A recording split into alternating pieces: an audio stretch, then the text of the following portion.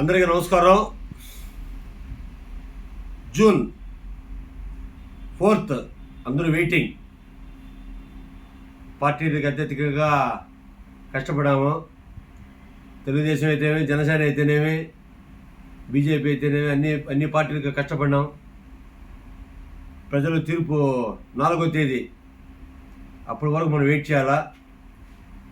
ఈసారి గవర్నమెంట్ ఏది వచ్చినా ప్రజలు మర్చిపోతున్నారు. వాళ్ళకు మంచి చేద్దామనే ఇది లేకుండా పోతున్నారు అది పార్టీలకి. కాబట్టి ఈసారి ఎవరు వచ్చినా మన చంద్రబాబు నాయుడు వస్తే మటుకు ఖచ్చితంగా ప్రజల మీద దృష్టి పెట్టాలి. ఆయన ప్రజల మీద దృష్టి పెట్టి వాళ్ళకు మంచి చేయాలా.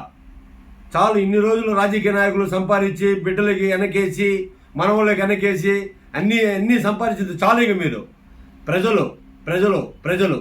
ప్రజలకు మంచి చేయండి.